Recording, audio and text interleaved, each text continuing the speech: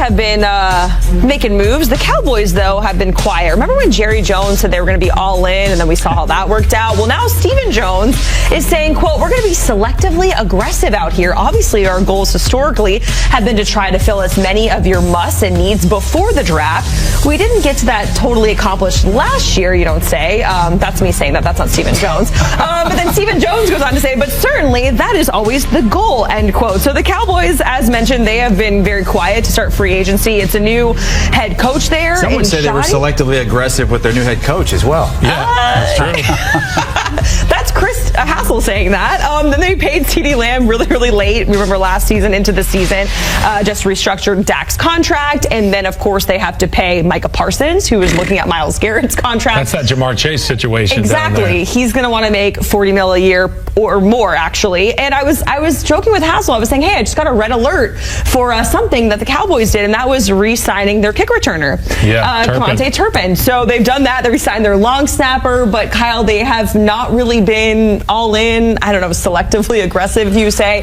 Just feels like the Cowboys have been quiet, considering they missed the playoffs last year, and this is a team and a franchise with really, really high expectations. Well, I think that retaining of Osa Odighizuwa was big, and if you're Micah Parsons, you really like having that understanding that Dallas is going to continue to pour some resources into the defensive side of the ball, because whose job does that make easier? Micah Parsons. He'll get more opportunities for one-on-ones on third downs, but you have to find a way, like Stephen Jones is talking about here, being quietly aggressive for your team's needs before this draft. And we're all kind of waiting with our hands under our butts, trying to figure out what the hell the Cowboys even mean by that, because Jerry says one thing, Stephen said something else, and then you end up in this spot where you're no man's land. And Cowboys fans, they're pretty pissed, I would imagine. They're trying to see moves made to have America's team become America's team again, because we're tired of hearing about it. Is it selectively aggressive, or is it just cheap?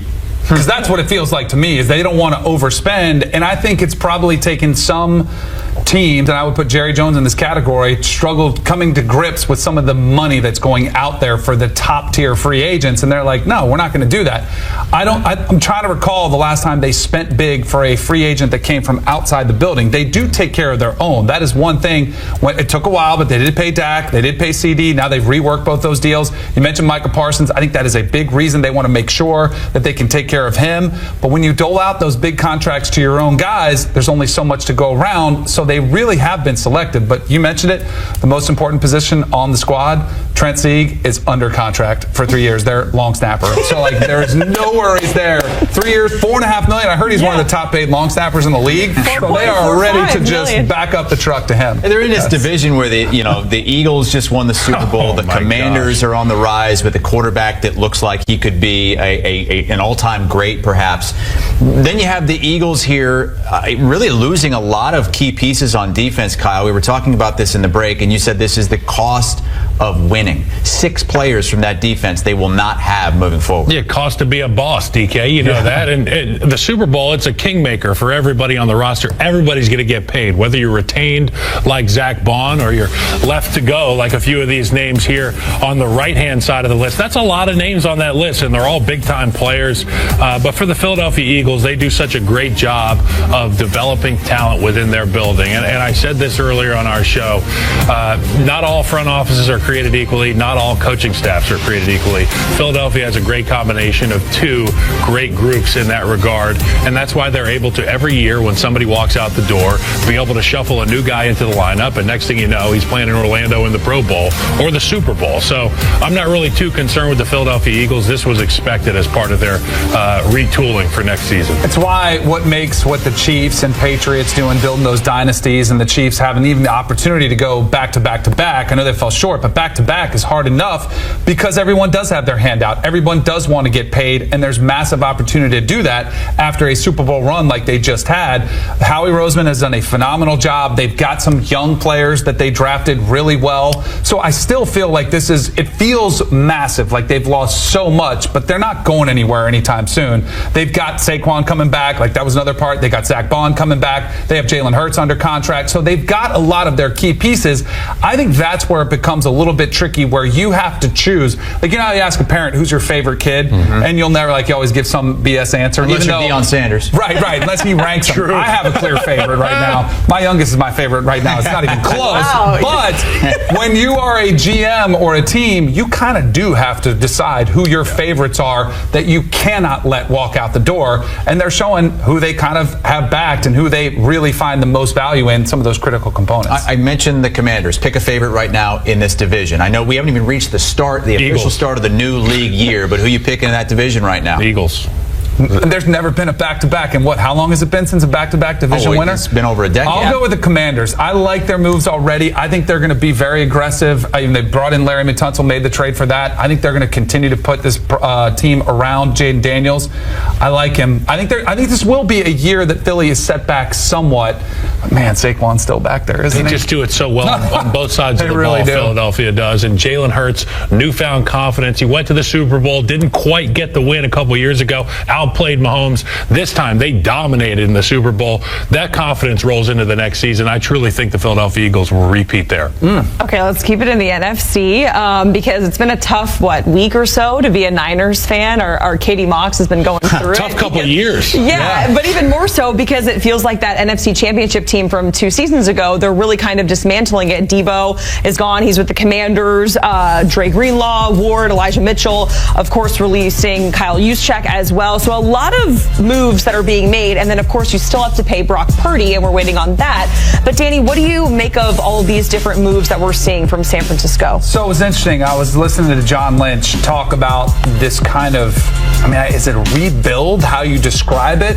But much like we were talking about the Eagles, he felt like a little bit like, man, this isn't supposed to happen unless you win a Super Bowl. And they felt like they had their window that was a couple years ago that just got away from them. And it feels like this is a little bit of a reset. I don't want to say rebuild, but they're just kind of saying, all right, we need to pivot. Great term, Bob. Thanks for coming up with that. A pivot, because they were getting older. When you see that many injury issues start cropping up on a roster that's getting older, you get players that are more expensive. Their salary cap costs go up there. So you're trying to manage all of this. You still have to play Brock Purdy, because I think that's one of the priorities they want to get done in the organization. They've already paid Christian McCaffrey. Again, you have to prioritize who are going to be your key pieces, who you're bringing back.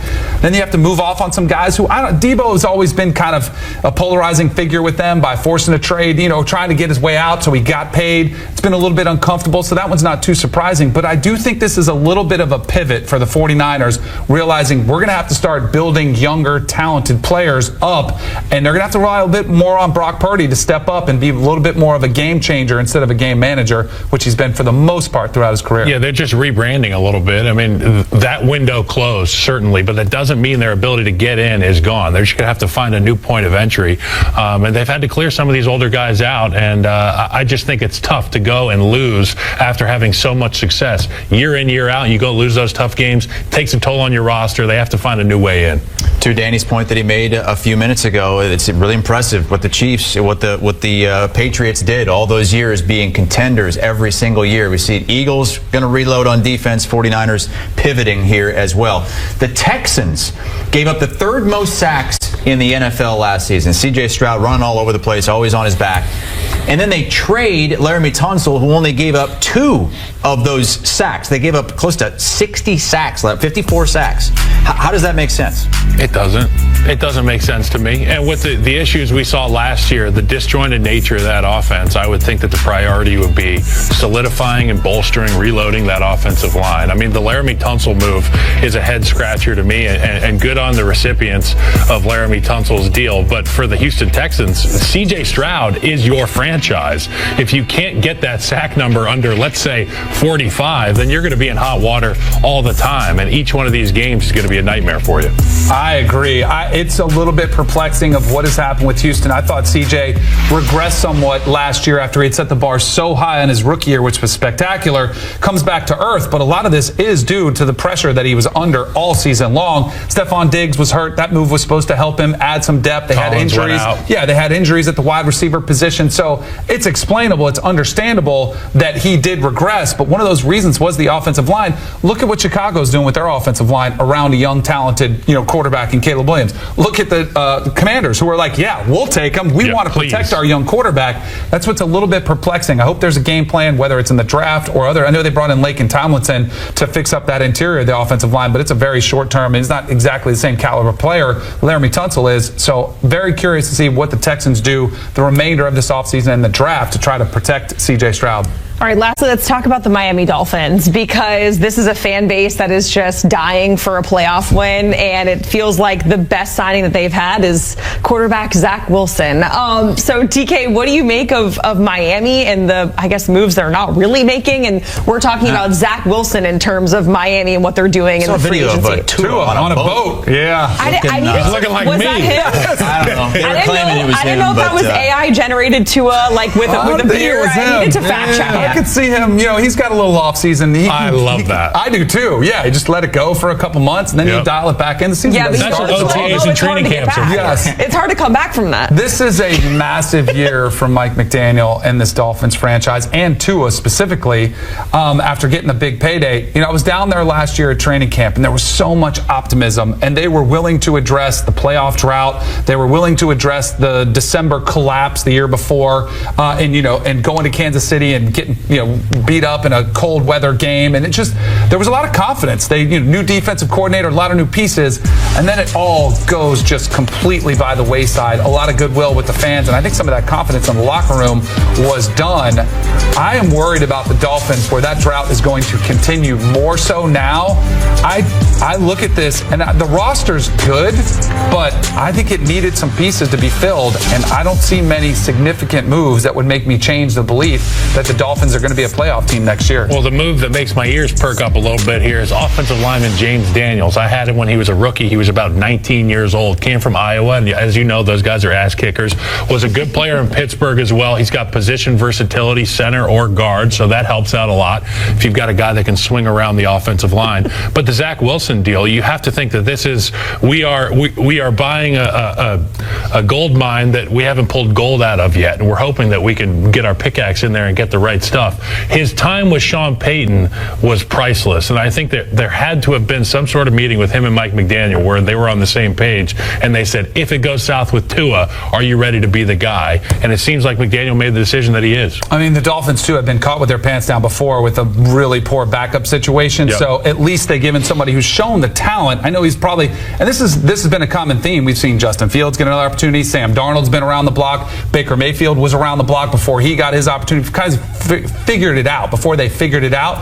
Maybe that's what the Dolphins are thinking. If he does have to play, maybe it's time that he figured it out. It's the right situation. We'll get McDaniel his genius pin back. That's right. He's got it revoked there for a little bit. That's your team, your childhood team, Danny, the Miami Dolphins, looking to win a playoff game for the first time in Danny's entire